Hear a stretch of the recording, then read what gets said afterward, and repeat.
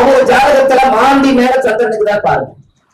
அவர் ஜாதகத்துல மாந்தி மேல இன்னைக்கு சந்திரன் போயிருக்குதா? அப்ப பின்னாடி இருக்கிற மாந்தி எங்க எந்த நட்சத்திரம் இருக்குது? சுவாதி இருக்குது. அப்ப 7 நாளைக்கு முன்னாடி சுவாதி நட்சத்திரம் வரும்ல, பின்னாடி எடுத்தீங்கன்னா 7 நாளைக்கு முன்னாடி இழப்பு போயிட்டு கேளுங்க. சந்திரன் மாந்தி இழப்ப தொட்டுட்டு தான் நம்ம வந்திருக்காரு. ரெடி ஐயா, மாந்திங்கிறது இறப்பு. அவருடைய சந்திரன் அவருடைய பாதையில வந்துட்டு இருக்குது. அப்ப என்னன்னா கோச்சாரத்திலையும் மாந்தி அங்கதான் இருக்கு. அந்த சந்திரன் மாந்தி மேல அந்த நட்சத்திரத்து மேல தொட்டு டிராவல் பண்ணித்தான் ஜோசியர் வந்து பார்த்துருக்க. அப்ப எல்லா நாளும் ஒவ்வொரு நாளும் இடம் வீடு சொத்து சொல்லுன்னு சொல்றீங்க, மாந்தி மட்டும் இறப்ப சொல்றீங்க. அப்ப 3-4 நாளைக்கு முன்னாடி நீங்க ஜாதகம் பார்க்க வரும்போது உங்க மாந்தி மேல சத்திரம் இருக்குதுன்னா பின்னாடி போய் ஐயா இந்த 1 வாரத்துக்குள்ள நீங்க இடம் போடுறீங்கன்னா கேட்டீங்கன்னா கரெக்டா போயிருப்பாரு. புரியுதா? சொல்லுங்க ஐயா. ஒரு டீ சாப்பிட்டு வந்துட்டு பாக்கலாம்னு சொல்றாங்க. டீ சாப்பிடுங்க. 8 இதுல கவுங்க இன்னொரு செகண்ட் கூட இருக்கு. அப்ப எப்படி நீங்க பாயிண்ட் எடுப்பீங்க? கரெக்டுங்களா சார்? ஒரு இதுல கொடுத்தனா ஒரு செகண்ட் அடிச்சு சொல்லுவீங்க. 8 இதுல ஒரு செகண்ட் அடிச்சா இன்னும் தூசு இன்னும் சூட்சமா அந்த காத்து அழகு உள்ள நுழைவுக்கு கூட அந்த ஜோசியத்துல இருக்குல்ல, அந்த சேக் அழுகல் பிளானட். அதனால அவ்வளவு சீக்கிரமா யாரும் வந்து அவ்வளவு பாயிண்டா எடுத்து அவங்க சேட்டா கொண்டு வர முடியாது. அதுக்கு நீங்க இன்னொரு வேணா பண்ணலாம், பிரசன்னம் போட்டு வேணா ஜெயிக்கலாம். நீங்க கேட்ட கேள்விக்கு ஒரு வீரரை தோற்கடிக்கிறேன்னா பிரசன்னம் போட்டு வேணா ஜெயிக்கலாம். சரி, அதுக்கு நீங்க இன்னொரு ஐடியா வச்சுக்கீங்களேன். அவங்க ஜாதகம் 2 பேர்த்தோட ஜாதகம் நம்ம கிடைச்சிருச்சுன்னு வச்சுக்கோங்க. ஒருவேளை உதாரணம் அவங்க கேட்டது நல்ல பயிர் தானே. ஆனா ஒருத்தர் கேட்டாதான் ஒரு விஷயம் பிறக்கும். நம்மளோட லக்னாதிபதி, என்னோட ஜாதகத்துல ஒரு லக்னாதிபதி அவரோட ஜாதகத்துல ஒரு நேசம் ஆயிட்டா ஆல்ரெடி நான் அவர்கிட்ட போய் தேட போறேன். அவரோட லக்னாதிபதி நம்ம ஜாதகத்துல நேசம் ஆயிட்டா ஆல்ரெடி அவர்தான் தேட போறாரு. அது சொல்லுங்க, கிரகங்களையும் முடிஞ்சு வச்சலாங்க. இதெல்லாம் இந்த கிரகம் பிறக்கும் போது நம்ம கிட்ட அடிக்காய். அப்ப நம்ம இந்த ஜாதகத்தை பார்த்துதான் செய்யும். அப்ப அந்த மூல நட்சத்திரம் ஆண் மூலம் அரசாலும் பெண் மூலம் நெருங்கலும் சொன்னாங்க. Right, okay. மூல நட்சத்திரம் எங்க விழுந்துச்சு? கண்ணில் விழுந்துருக்குது. ரைட், இதுல வந்து ஆண் நாய்க்கு என்ன நட்சத்திரம் விழுந்துக்கிறாங்க? திருவாதிரை நட்சத்திரம். திருவாதிரை நட்சத்திரம் எங்க இருக்குங்க? மிதுன ராசியில இருக்கு. கரெக்டுங்களா? அது யாரோட வீடு? அது மாணவனா வராதா சார்? அது புதன் மட்டும் மாணவன். இந்த மூல நட்சத்திரம் எங்க வருது? தனுசு.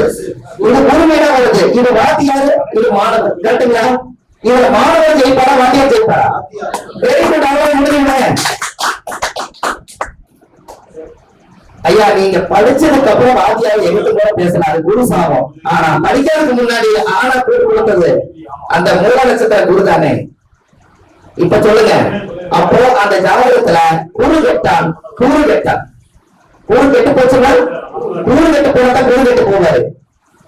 அப்போ ஒரு ஜாதகத்துல அந்த குரு மூல நட்சத்திரம் தனுசு ராசியில் இருக்கக்கூடியவர் குரு வாத்தியாரு, அதே மூலம். ஆனா அதை விட சிவனுக்கு தான் பவர் ஜாஸ்தி. ஆனா அதுக்கு திருவாதிரை வச்சிருக்காங்க. திருவாதிரை வச்சிருந்ததுனால உண்மையான சிவன் தான். ஆனா அவருக்கு வாகனம் என்ன கொடுத்திருக்காங்க சார்? திருவாதிரை ஆண் நாய் தானே. ஆண் நாய் ருத்ரன் பிறந்த நட்சத்திரம். அவர் ஆண் நாய் வேட்டைக்கு வச்சிருக்காங்க. ஆனா மூல நட்சத்திரம் இங்க தண்டாயுதம் வச்சுட்டு உலக அழிக்கிற சக்தி இங்க வச்சிருக்காங்க, தனுசு வச்சிருக்காங்க.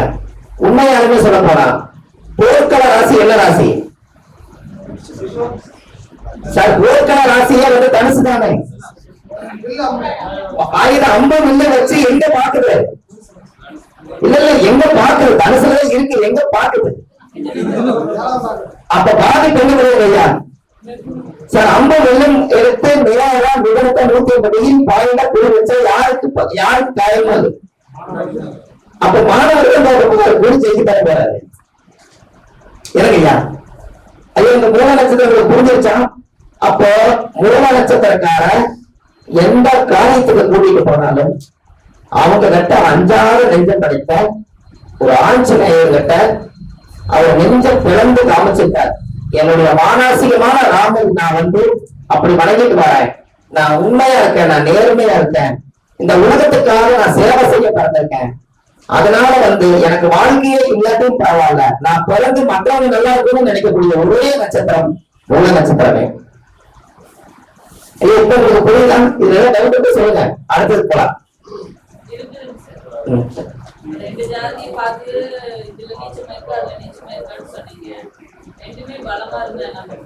அதான்மா, ரெண்டு பேருமே பலம் தான், ரெண்டு பேருமே பலம், டிகிரி மாறுமல்ல, ரெண்டு பேருமே ஈக்குவல் பலம் தான். 180 டிகிரி 180 டிகிரி பலம் தான்.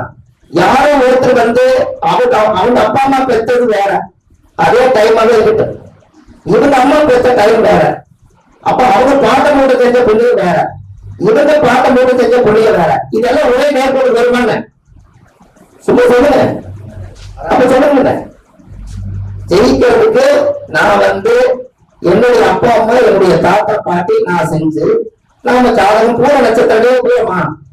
நான் பூர நட்சத்திரம் தான், நான் சிம்ம ராசி தான். இந்த ஆதிகால பரிகாரம்னு சொல்லி எடுத்து மக்களுக்காக நம்ம கொடுக்குறோம். ஆதிகால பரிகாரம் அதே பூர நட்சத்திரம், ஆதிகால பரிகாரம் வெளியே வரலாம். அப்ப எங்கேயும் தப்பு நடக்குது என்ன? நட்சத்திரம் என்னமோ ஒரு மண்டலத்துல இருக்கிறது ஒண்ணுதான். 170 மக்களுக்கு நட்சத்திரங்கள் 27 தான், 12 ராசி தான், 9 கிரகம் தான். இது போல அந்த பிரபஞ்ச ரகசிய சூட்சமம், அந்த பாதை கலை விடலை, அதுதான் ஒருத்தருடைய டைமிங் அட்ஜஸ்ட்மெண்ட் நடக்குது. கரெக்ட் இல்லையா சார்? அதுக்காக நீங்க பாதசாரத்தை கிடைக்கிறீங்க. ஒவ்வொரு நட்சத்திரங்கள் இத்தனை பாதத்துல, இத்தனை கலையில, இத்தனை விதலையில இருக்குதுன்னு நீங்க கிடைக்கிறீங்க. அதே மாதிரி ஒரு ஜாதகத்தை கம்ப்யூட்டர்ல போடுங்களேன், ஒரு டேட்டா பர்த் போடுங்க, பெட்ட குழந்தை பிறக்குது, ஒரே நிமிஷம் வித்தியாசத்துல பிரசவம் ஆயிடுது. போடுங்க, உங்களுக்கு விதலை மாறுதல் பாருங்க. ஐயோ, உங்களுக்கு தெரியாதெல்லாம் ஒண்ணு இல்ல, கம்ப்யூட்டர் எல்லாமே வச்சுட்டீங்கல்ல, அதே டேட்டா பர்த், அதே சூரிய உதயம், அதே பிளேஸ் எல்லாமே போடுங்க. ஆனா உங்களுக்கு என்னது, அந்த பிளேஸ் மாறும் போது ஒரு நிமிஷத்துக்குள்ள நிமிஷம் மாறாது, மணி மாறாது, அப்படியே இருக்கும், நிமிஷம் மாறாது.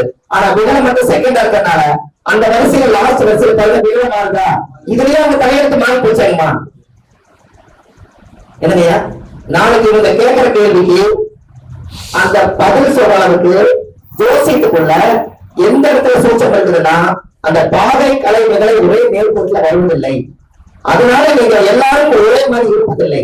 பாருங்க, ஒண்ணும் வேண்டாம், எல்லாரும் குழந்தைய பிறக்க போது ஒரே மாதிரி செய்வாங்க. அப்புறம் ஒரு வருஷத்துக்குள்ள எல்லாத்துடைய முகமும் ஆண்டவன் படிச்சு ஒவ்வொரு விதமும் படிச்சு வச்சிருக்கானே. ஆனா ஒரே ஹாஸ்பிட்டல் தான் பிறந்திருக்காங்க, பிறந்த டைம் என்னமோ அதே ஊர் தான், அந்த ஊர்ல தான் பிறந்திருக்காங்க. முகம் ஆகலாம் இல்லையா? எதுக்காக நான் உங்களுக்கு சொல்றேன்னா, எந்த ஒரு பவரா இருந்தாலும் ஒரு சின்ன ஒரு தூசு மாதிரி இருக்கக்கூடிய ஒரு அறிவை வச்சு ஒருத்தர் ஜெயிச்சிடலாம். அதுக்குத்தான் ஆண்டவன் அந்த ஜாதகத்தை நம்மளுக்கெல்லாம் அந்த காலத்துல சித்தர்களும் முனிவர்களும் ரிஷிமார்களும் யோகிகளும் மகான்களும் இவங்கெல்லாம் வாழ்ந்து வாழ்ந்து வாழ்ந்து வாழ்ந்து பார்த்துட்டு இந்த உலகத்துக்கு எதையாவது நம்ம கண்டுபிடிச்சு கொடுக்கணும்னு அவங்க ஏதோ நினைச்சிட்டு இருந்திருக்காங்க. அப்போ ஒரு குழந்தைகள் பிறந்திருக்குது, அது அவங்க அப்படியே எழுதி வச்சிருக்காங்க. எழுதி வச்சு பார்த்து ஒரு நட்சத்திரத்துல பிறந்தா இந்த குணங்களை நம்ம வாழ்றாங்க, ஒரு திதியில பிறந்த அந்த குணங்களை வாழ்றாங்க, ஒரு யோகத்துல பிறந்த அந்த குணங்களை வாழ்றாங்க. அப்ப இது எங்கேயோ ஒரு சூச்சம் இருக்குதுன்னு அந்த காலத்துல ஓலச்சுவடியில சித்தர்கள் எல்லாம் எழுதி வச்சு இந்த திதி நட்சத்திர யோகத்துல பிறந்தவங்களுக்கு இந்த குணங்கள் எல்லாம் வாழ்வாங்கன்னு ஏற்கனவே எழுதப்பட்டு ஓலச்சுவடியில பதிக்கப்பட்டதுனாலதானே அந்த பொருள் இன்னைக்கு தமிழ்நாடு மொழி நம்மளுக்கு கிடைச்சது இல்லையா? அப்ப நம்ம இதையே கண்டுபிடிக்கல, நம்ம படிச்சிருந்தாலும் சொல்லிட்டு இருக்கிறோம். படிக்காதது இல்ல, ஓலச்சுவடியெல்லாம் மண்ணுக்குள்ள இட்டு போனது எந்த தோசைக்கும் தெரியாது. கிடைச்ச விஷயத்தை பயன்படுத்திட்டோம். என்னங்க, அவ்வளவுதானே, கிடைச்ச விஷயத்தை பயன்படுத்திட்டோம். அதனாலதான் அந்த கற்றவருக்கு சென்ற இடமெல்லாம் சேர்ப்பீங்க. எவ்வளவு கலை கற்று வச்சுக்கிறீங்களோ அது உங்களுக்கு ஒரு அற்புதமான ஒரு விஷயத்தை செய்யும். அப்போ ஒரு ஜாதகத்துல ஒரு கிரக வலிமை நீங்க பாக்கணும் அப்படின்னா பிரசன்னம், ஜாதகம் இது எல்லாம் ஒப்பிச்சு ஒரு வாழ்க்கையில ஒரு எதிரி அழிக்கிறதுக்கு அவங்க எவ்வளவு 4 லட்சத்தை குறிச்சிருப்பாங்கன்னு சொல்லுங்க. ஐயா, 4 லட்சத்தை குறிச்சிருப்பாங்க. நான் அடிக்கடி சொல்றேன், வெளிநாடு போகணும்னா பாஸ்போர்ட் இருக்குது, ஆனா அந்த இக்கரையிலிருந்து அக்கறைக்கு போக முடியல. பாஸ்போர்ட் இருக்கு, வெளிநாடு போக முடியல. அப்போ இந்த வெளிநாடு போக முடியாததுக்கு ஒரு பரிகாரம் சொன்னேன் ஒரு அம்மாவுக்கு. என் பையனுக்கு பணம் கட்டியாச்சுங்க, வெளிநாடு விசா கிடைக்க மாட்டேங்குது. நான் என்ன சொன்னேன்னா, சேதுக்கரை சிவன் கோயில் எழுதாதீங்க ஐயா, எழுதுனீங்கன்னா தான் உங்களுக்கு மறக்கணும். எழுதாமதீங்கன்னா மறக்காம போய் எங்களோட லாஜிக் தான். சேதுக்கரை சிவன் கோயில். அங்க நம்ம ராமேஸ்வரத்துக்கு பக்கத்துல சேதுக்கரை சிவன். அந்த கோவில்ல போய் ஒரு தேங்காய் உடைச்சு வச்சு சாமி கும்பிட்டு உங்க பாஸ்போர்ட்டை கொண்டு போய் அங்க வச்சு, எனக்கு இக்கரையில இருந்து அக்கறைக்கு போகணும், நான் சாமி கும்பிட்டு வெளிநாடு போயிட்டு வரணும் அப்படின்னு வேண்டிய வச்சுக்குவாங்க. 48 நாள்ல விசா கிடைச்சது. அது என்ன லாஜிக் ஐயா?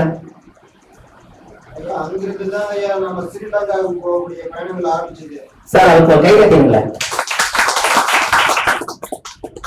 பாலம் போட்ட இடம் சேதுக்கரை சிவனுடைய ஆலயத்துக்கு முன்னாடி அந்த படியில் இருந்துதான் பாலம் போடுற கல்ல எடுத்து கொண்டு வந்து இலங்கை கொண்டு போய் சேர்த்துறாங்க. அப்ப இக்கரையில இருந்து அக்கறைக்கு போறாரா? அப்ப நீங்களும் அங்க போயிட்டு வந்து இக்கரையில இருந்து அக்கறைக்கு போயிருவீங்களா? அதான் பரிகாரம். எப்படி அப்போ ஒரு விஷயம் கிடைக்குதா இல்லைங்களா? ஒரு விஷயம் நம்ம கேட்கும் போது அப்போ பாஸ்போர்ட்டுக்கு கூட ஒரு பரிகாரம் இதை நம்ம எடுத்து வச்சிருப்போம். அப்ப இதை நாளைக்கு இந்த பதிவுல போடும்போது நாம அந்த கோவிலுக்கு நம்மளே ஒரு முறை போயிட்டு வராங்க அவங்க போனாங்கன்னா அந்த மண்ணோட சக்தி என்னன்னா இக்கரையில இருந்து அக்கறைக்கு போறதா. அப்போ உங்களுக்கு அந்த தோஷம் விலகி அந்த கோயிலுக்கு இருக்கக்கூடிய ஆசீர்வாதம் பண்ணும்போது நம்மளுக்கும் சில கோயில் சேர்க்க ஆயுதங்கள். ஐயா உங்களுக்கு புரியுதா? நீங்க பாஸ்போர்ட் எடுக்கிறதுக்கு ஒரு கோயில் உங்களுக்கு கிடைச்சிருச்சா இல்லையா? இந்த கோவில் உங்களுக்கு வாழ்க்கையில இது எப்பவுமே நீங்க மறக்க மாட்டீங்க. ஏன்னா நம்ம அம்மா சொல்லி வந்துருச்சு, அவங்க வெள்ளாட்டுக்கு பயன் போயிட்டாப்ல, அவங்க ஒரு ஏதோ ஒரு காசு பைசா போட்டுருன்னு சொன்னாப்ல தம்பி. அது ஒரு ஆதரவட்ட குழந்தைங்க இருக்காங்க, அந்த ஆசிரியர்களுக்கு அக்கௌண்ட் நம்பர் கொடுத்துருங்க, அங்க போடு என்ன சம்பாதிக்க அங்க போட்டுக்க அப்படின்னு. அது என்னன்னா ஏன் ஜெயிக்கல அப்படின்னா எல்லாரும் தன்னுடைய ராமர் சீதை அவங்களுடைய அந்த பவர் எப்படியாவது சீதாதேவியை மீட்டு கொண்டு வர்றதுக்காக அந்த காலத்துல மிருகம் மனிதர்கள் எல்லாம் இருந்தும் கூட ராமர் உண்மையானவர் சொல்லி அத்தனை பேரும் கல் எடுத்து கொடுத்து அவங்க புண்ணியமானவங்க சொட்ட கல்லெல்லாம் விலகுச்சு. அதனாலதான் ராமேஸ்வரத்துல கல்லு மிளகுது. ஐயோ வேணா பாத்துக்கீங்களா? ராமேஸ்வரத்துல கல்லு மிளகுதுல்ல, அது யாருடைய அது ராமர் தொட்ட கல்லு. அப்ப புண்ணியம் நம்ம மேல தொட்டாங்கன்னா நமக்கு பவர் தானே. என்னங்கய்யா? அதுலயே ஒரு சின்ன விஷயம் இருக்குங்கய்யா, நீங்க சொல்லலே கரெக்டுங்கய்யா. 3 நட்சத்திரமான அனுமன் வந்து ஸ்ரீராமஜெயம் எழுதி முதல்ல போட்டதுனால மிதந்துச்சு. புனர்பூச நட்சத்திரத்துல அதே மிதனராசியில பிறந்த ராமர் போட்டு அந்த கல்லு மிதக்கல அப்படின்னு கான்செப்ட் இருக்குங்கய்யா. அது சொல்றாரு, உங்க நாமத்தால நான் ஜெயிச்சேன் அப்படின்னு சொல்றாரு. சோ நீங்க சொன்ன மாதிரி மூல நட்சத்திரம் தான் அந்த இடத்துல வெற்றி அடைஞ்சுங்கய்யா. ராமரை விட அனுமனுடைய செயல்கள் அதிகமா இருந்துச்சுங்கய்யா. அது எல்லாத்துக்குமே யோசிச்சு பார்த்தாங்கய்யா, நீங்க சொல்றது கரெக்ட். மூல நட்சத்திரத்துக்கு அவ்வளவு பவர். நீங்க யாராவது மினிஸ்ட்ரி யாராவது வண்டியில போனாங்கன்னா டிரைவர் மூல நட்சத்திரக்காரர் வச்சு சொல்லுங்க, மினிஸ்டர் நல்லபடியா பொதுமக்கள் கிட்ட கூட காப்பாத்திடுவாங்க. இதோட உங்களுக்கு என்ன வேணும்? ஏன்னா மினிஸ்டர் உலக மக்கள் நல்லதுக்காக ஒரு மினிஸ்டர் ஆகிட்டாரு.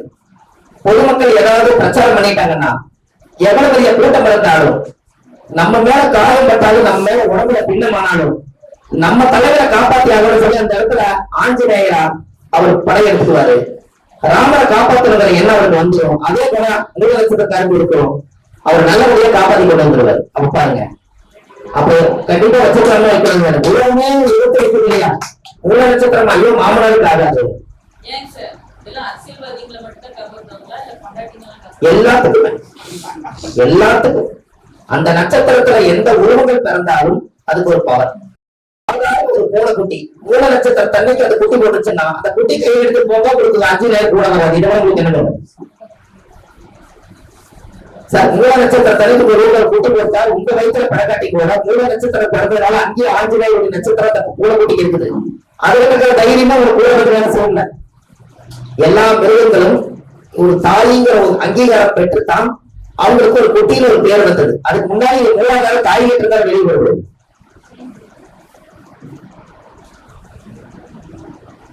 அப்போ இந்த நட்சத்திரங்களை வந்து நீங்க தைரியமா சொல்றதுக்காகத்தான் நான் இந்த டைம் எடுத்துக்கிட்டேன். ஏன்னா அடுத்த மீட்டிங்ல போய் இதே நட்சத்திரத்தை பத்தி நான் பேசுறதே இல்லை. ஒரு பக்கம் சொன்னாலே உலகத்துக்கு கரெக்டா போய் சேர்ந்துடும்.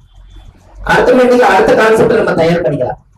அந்த போர்க்கள ராசிங்கிறது எதுக்காக நம்ம ஏன் சொன்னோம் அப்படின்னா, அந்த இடத்துல வந்து கார்னர் வீடா வருது, அந்த இடம் தனுசு, அது அம்பு வில்லுமா வருது. அங்க பூராட நட்சத்திரம், மூல நட்சத்திரம், உத்திராட நட்சத்திரம், இந்த 3 நட்சத்திரம் அங்க இருக்குது. அங்க சூரியனும் கேதும் சுக்கிரனும் இருக்காங்க. அந்த சுக்கிரன் இருக்கிறதுனால ஒரு பெண்ணு அந்த பெண்ணுக்காகத்தான் அவ்வளவு சண்டை போட்டுருக்காங்க பாருங்க அந்த காலத்துல. ஏன் புரியுதா? சீதா தேவி வந்து ஒரு பெண்ணு, அந்த அம்மாவை கொண்டு போய் கடத்தி வச்சாச்சு. அந்த அம்மாவை கொண்டு வரதான் கதையை. அப்ப அந்த மூல நட்சத்திரத்துக்கு பக்கத்துல முதல் பூராட நட்சத்திரம் இருக்க இல்லைங்களா? அந்த பூராட நட்சத்திரம் வந்து சுக்கரனுடைய நட்சத்திரம். அப்ப ராமனுக்கு அது மனைவியா இருக்குது. அதனாலதான் அதை கொண்டு வந்திருக்காங்க பாரு.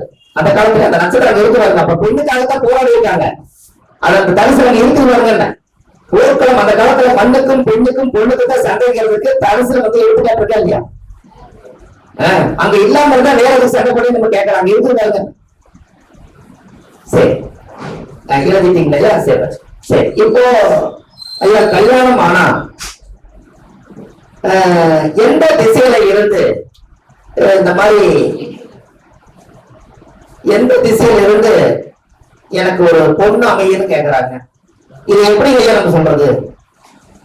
பரிகாரமா சொல்லுங்க. அது கிரக ரீதியாக ஐயா டைரக்ஷன் சொல்லுங்க. 7ஆம் வீட்டு அதிபதி எந்த ராசியில் அமர்ந்திருக்கிறதோ அந்த ராசியுடைய திசை என்னன்னு பார்க்கலாம். அடுத்தது நீங்க சும்மா சொல்லுங்க. ஐயா உங்களுக்கு வாய் மண்டலம் காட்டாது. நான் சொல்றது பரிகாரமா தெரியப்படி சொல்லுங்கன்னு சொன்னேன். அதாவது ஒரு திசை சொல்றீங்க. மேசம்னா கிழக்கு, ரிஷபம்னா தெற்கு, மிதுனம்னா வடக்கு, கடகம்னா என்னங்க மேற்கு. இப்படி வருது இல்லைங்களா? கிழக்கு, தெற்கு, வடக்கு, மேற்கு இப்படி வருது இல்லைங்களா? இந்த டைரக்ஷன் எல்லாம் சொல்ல முடியுமான்னு கேட்டேன். ஏன்னா கூட வந்து கேட்பாங்க கண்டிப்பா. ஒரு என் பொண்ணுக்கு 4 திசையிலும் போய் பார்த்தாச்சுங்க, ஆனா இந்த ஒரு முடிவாக மாட்டேங்குது அப்படின்னு சொல்றாங்க. அப்ப இது எங்கதான் நம்மளுக்கு உங்களுக்கு ஒரு அவங்களை நம்ப வைக்கிறதுக்கு என்ன பண்றது சார்? அவங்களை நம்ப வைக்கணும். ஜாதகம் பார்த்து வந்துட்டாங்க. வடகிழக்கு திசையில போய் பொண்ணமையை நம்ம சொல்றோம், ஆனா தென்மேற்குல அமைஞ்சிருச்சு. அப்ப நீங்க சொல்றது மாறி போச்சுன்னு ஏதாவது ஒரு கேள்வி வரும். ஆனா உண்மையாலுமே அவங்களை நம்ப வைக்கணும். அதுக்கு ஒரு பரிகாரம் வேணும் அல்லவா? அதுக்கு நீங்க என்ன பண்றீங்கன்னா, அவங்கள முன்னோர்கள் தான் அவங்கள பெற்றது. அப்ப முன்னோர்கள் கட்டி வச்சாதான் குலதெய்வம். நீங்க குலதெய்வம் கோயில போய் அந்த இடத்துல ஒரு பொங்கல் வைக்க சொல்லுங்க. இந்த பொங்கல் வைக்கும் போது இடத்தெல்லாம் சுத்தப்படுத்தி அடுப்பு கல்லெல்லாம் வச்சு பொட்டு பூச்சி எல்லாம் போட்டு என் பிள்ளைக்கு கல்யாணம் ஆகணும்னு சொல்லி சாமி கும்பிட்டு போட சொல்லுங்க. அதை போட்டுட்டு மனசார அந்த குழந்தையில நெருப்பு பத்த வைக்க சொல்லி எனக்கு நல்ல ஒரு திசையிலிருந்து ஒரு மாப்பிள்ளை வரணும், அதை காமிச்சு கொடுன்னு சொல்லி கடவுளை வேண்டுங்க. பொங்கல் வச்சு எந்த திசையை நோக்கி அந்த பொங்கல் விழுதோ அந்த திசையில தான் அவங்களுக்கு வாழ்க்கை அமையும். உங்களுக்கு அது குழந்தையுமே காமிச்சு கொடுத்துருச்சுங்களா ஐயா? குழந்தையுமே காமிச்சு கொடுத்துருச்சா? அப்போ நீங்க எந்த திசை நோக்கி விழுகிறோ அது பிரபஞ்ச ரகசியம். அது தெக்க விழுகுதா தெக்க போங்க, அங்கதான் உங்களுடைய பூர்வ ஜென்ம புண்ணியம் இருக்கும். கிழக்க விழுகுதா கிழக்க நோக்கி போக சொல்லுங்க. மேற்க விழுகுதா மேற்கதான் இருக்குன்னு சொல்லுங்க. வடக்கு விழுகுதா வடக்குதான்னு சொல்லுங்க. அவங்களுக்கு வச்சதே என்ன பொங்கல் வச்சீங்க ஐயா? திருமண பொங்கல் தான் வச்சீங்க. தை பொங்கல் வைக்கல, திருமண பொங்கல் தான் வச்சீங்க. அப்ப திருமண பொங்கல் திசை காமிக்கும். அந்த காலத்துல பாத்துருக்கீங்களா? கழுத இருக்கும் போது வயல்ல ஒரு பொங்கல் வைப்பாங்க. அந்த ஆதி காலத்துல அது பொங்கல் வச்சாங்கன்னா அது எந்த திசையை நோக்கி அந்த பொங்கல் விழுகுதோ அந்த திசையிலிருந்து அறுவடை பண்ணுவாங்க. அதனாலதான் தை பிறந்த வழி திறக்கன்னு சொல்லுது. இல்லைங்களா? அவங்களதான் வயசானவங்களும் தெரியும். தை பிறந்தா வழி திறக்குங்கிறது எங்க வந்துச்சு? தை மாசம் சூரியன் எங்க இருப்பாரு? மகரத்துல இருப்பாரு. அப்போ உத்தராயண காலம் அங்கதான் பிறகு. அதனாலதான் உத்தராயண நட்சத்திரத்துல இருக்கு. அப்போ அங்க இருந்து எல்லா நல்லது கெட்டது பொறுப்புகளுக்கு எல்லாத்துக்கும் கொஞ்சம் வெயிட் பண்ணி தை வந்தா ஏதாவது செஞ்சுக்கலாம்னு சொன்னது காரணமே அந்த காலத்துல நெல்லு கதிர்கள் எல்லாம் நிறைய போட்டு அவங்க அறுவடை பண்ணுவாங்க. அந்த அறுவடை பண்ணும்போது தை மாசத்துக்குள்ள அறுவடை பண்ணிடுவாங்க. அறுவடை பண்ணின உடனே எல்லா ஜனங்களையும் அந்த நெல்லை வித்து காசு இருக்கும். காசை வச்சு சீரு சிறப்பு அந்த மலகாம் செய்யறது நல்ல விஷயங்கள் பண்றது இதெல்லாம் நிறைய பண்ணுவாங்க. அப்ப தை பிறந்ததுனால வழி பிறந்ததுன்னு பேர் வச்சாங்க. இல்லாம இல்லை. அதைத்தானே தை மாசம் எங்கேயும் நம்ம புதுக்குள் போவோம். அதுக்கு உத்தராயண காலம் பிறக்குது. அங்கிருந்து வந்து உத்தராயண காலத்துல கோயில்கள் கும்பாசம் பண்ணி குருக்கள் நல்லது நடக்குது. இதெல்லாம் எங்கிருந்து எடுத்தாங்க முன்னோர்கள்? அந்த காலத்துல இந்த தை பிறந்தா வழி பிறக்குங்கிற இடத்துலதான் இந்த காலத்துல பொங்கல் தை பொங்கல் வருது. தட்டுக்கலையா? அதனாலதான் பொங்கல் எந்த திசையில் விழுந்ததோ எனக்கு விழுந்ததுல இருந்து இந்த வருஷம் எனக்கு நல்ல மானியம் கிடைச்சது, எனக்கு நல்ல பொருள் கிடைச்சது, இப்படி எல்லாம் சொன்னதுக்கு காரணமே இந்த பொங்கல்ல தான் அந்த காலத்துல கண்டுபிடிச்சிருக்காங்க. நேற்று அம்மாட்ட சொன்னேன், காக்கா குச்சி வாயில எடுத்தா 22 நாளைக்கு மழை வராதுன்னு. அப்ப பிரபஞ்சம் தெரியுமா தெரியாதா? சார் அவரோட குழந்தை மட்டுமே மழையில நினைக்கணுமா? எல்லா கோழியும் மழையில நினையாம கூடு கட்டிச்சு. காக்காய் மட்டும் கூடு கட்டினா ஒழுகுது. அப்போ பிரம்மன் கிட்ட கேட்டு என் புள்ள நான் மாசமா இருக்கேன், என் புள்ள நிலையாடுறது கொலை காப்பாற்ற முடியும்னு பிரம்மன் கிட்ட கேட்ட போது அந்த ஞானம் காலத்து கொடுத்து காக்கா வாயில குச்சி எடுத்து அந்த ஏரியாவில் 22 நாளைக்கு பழகிறார். எப்படி? அப்ப பொங்கலுக்கு தெரியாதுங்களான்னு அரிசிக்கு தெரியாதா, நெருப்புக்கு தெரியாதா? இயற்கை தானே இதை நம்மளோட வாழுது. இல்ல நம்ம இயற்கை தானே நம்மளோட வாழ்றோம். வேற எந்த இடத்துல இருந்து இருக்குன்னு சொல்லுங்க பாப்போம். அப்ப நம்மளை அறியாம நம்மளை இயக்குறது.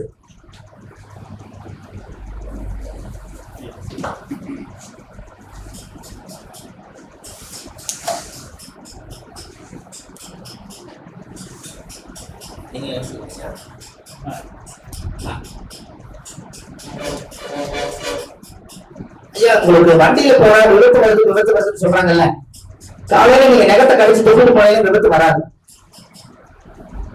நெகை எப்பவுமே வச்சுக்கணும்.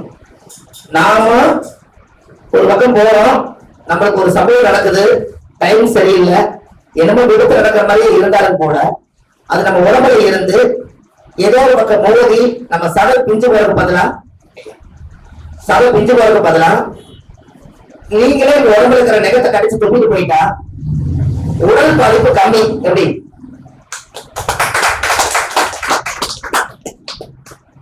அதே வாகனத்துக்கு அடிக்கடி விபத்து வருதுன்னா 48 நாளைக்கு டெய்லி ஒரு மாலை வாங்கி சாமிக்கு மட்டும் போட்டுட்டு 48 நாளைக்கு சாமி கோயில மட்டும் போய் ஒரு மாலை வாங்கி போட்டு அந்த சாமி கும்பிட்டுட்டு அந்த மாலை வாங்கி கொடுத்த 48 நாளைக்கு கால் கட்டி விட்டீங்கன்னா அந்த வருஷம் பூரா அந்த விபத்துகள் வரவே வராது.